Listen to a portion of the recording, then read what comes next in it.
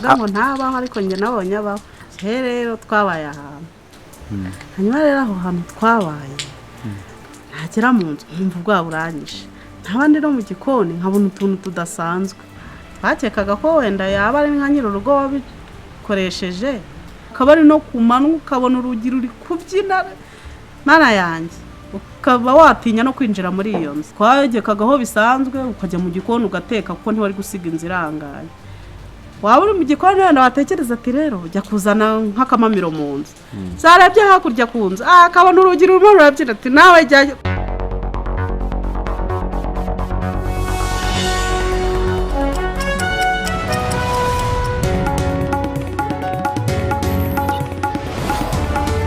Kuva ku dusitoro umuntu agenda abona cyangwa se yumva mu buzima busanzwe, ubwo mba nibutse nk'ahantu twabaga ukuntu najyaga mbona ibintu bimeze nk'amadayimoni. Nubwo bavuga ngo ntabaho ariko njye nabonye abaho.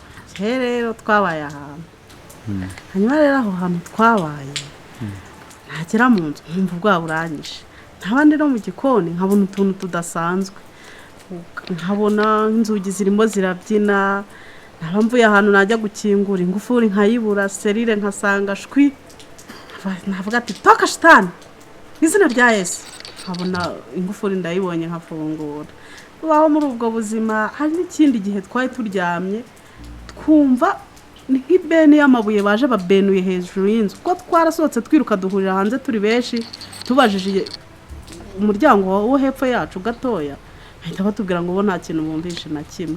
Niyo mpamvu nahereyeho mvuga rero ngo ni amadayimoni. Njye badutuye itumba haruguru ku Gitesanya, numvaga hari pe, numvaga hari ariko uzi kuba utetse wajya gusubira mu nzu, wajya kugera ku rugi ukabona ruri kubyina cyane, mpaka uvuze ati mu izina rya Yesu toka dayimoni, ukabona kwinjira mu nzu.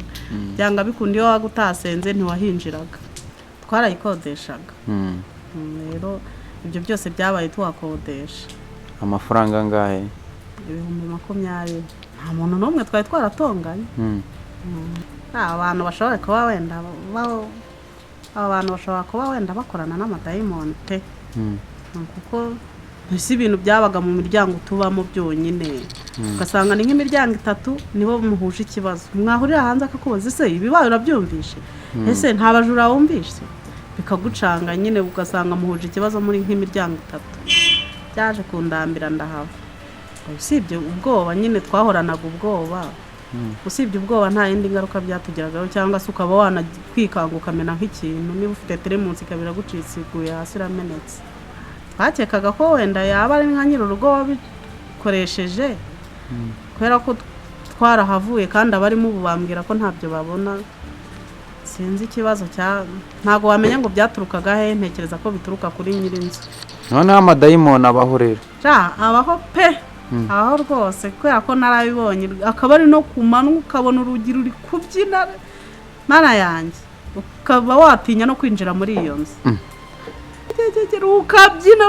Rukabyina yaba we, cyangwa se wagera mu muryango ukumva ibintu biraguteruye no hejuru, nta muntu ureba n'umwe. Ubundi rero wenda wavuga ati mu izina rya Yesu, kumva n'ijwi ryagiye ku buryo umanuka hashize nk'iminota nk'ibiri. Twaga tubufite pe, ku buryo waryamaga wagira Imana wabona agatotsi nyine ugasenga yaba nari nsinziye wenda, kuko no kubona ibitotsi byabaga bigoranye.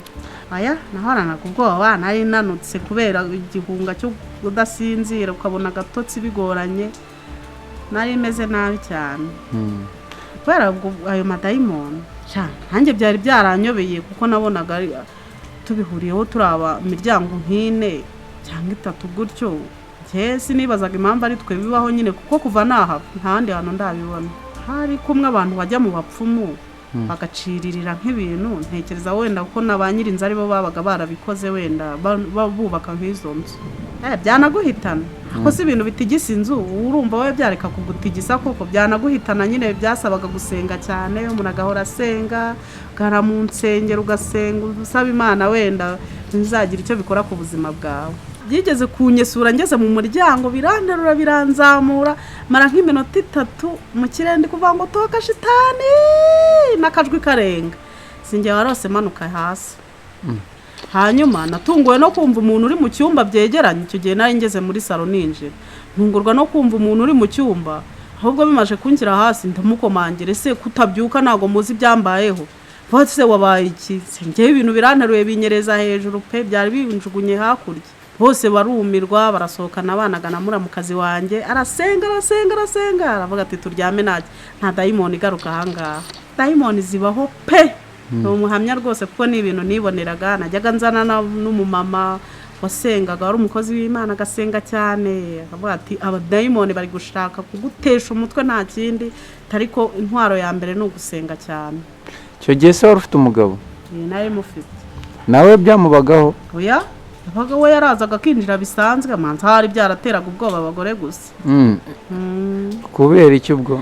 Ese ibintu byabaga ndi na murumuna wanjye yaza ukabutamubwira ati ibi byabaye reka ntago nta kibazo na kimwe yari afitiye yabonaga ingufu nka kumwe umuntu aba yegetse hagiye guteka urumva ni wajya guteka igikoni kiri hakurya nturangiza usigufunzeho ingufuri twagekagaho bisanzwe ukajya mu gikoni ugateka kuko ntiwari gusiga inzira irangaye waba uri mu gikoni wenda watekereza ati rero ujya kuzana nk'akamamiro mu nzu zarebye hakurya ku nzu akabona urugi rumwe rurabyina ati nawe jyayo tugasigana ati nawe jyayo abasi Imana yanjye ukaba wajya no gushaka umwana hirya nko mu batuye ngo no gutume mu nzu ntabibone.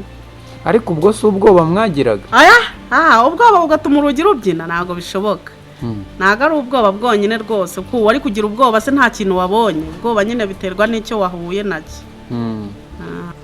Nama nabagira gusa bagomba kumenya ko amadayimoni ariho zitanakora ku manywa nijoro umuntu agasenga cyane wajya no mu nzu ikintu cya mbere aba ari ugusenga kubera ko kuko ikintu cyamfashaga no kuhamara n'iminsi byari ugusenga pe wagera nko mu nzu ugasenga mbere yo kuyibona ukayisengera ukabyuta Imana umfashe inzu mbonye umfashe nyibemo amahoro imitego yose ya shitani irimo uyitegure nyine ugasaba ukayibamo haba no gusenga kuko ntubuza babanjemo ntubuza uko byageze ntubuza uko yubatswe bisaba nyine gusenga kuko nta kindi kintu cyabikura shaka bakodesha hari igihe ujya mu nzu ukayisangamo abadayimoni ugasanga ni wowe bagiyemo nyine bisaba gusenga cyane ni ukwitonda nyine buri umuntu uba warahuye nawe nibyo ni wowe ubizi kuko nk'ibyo bintu byambayeho atari umuntu wabibonye nk'uwo muri umurange ku buryo yanabibabwira ntabwo ushobora kubyemera ukuntu ujya gufungura wagera kuri serire ukavuga ati bayijyanye yagiye kera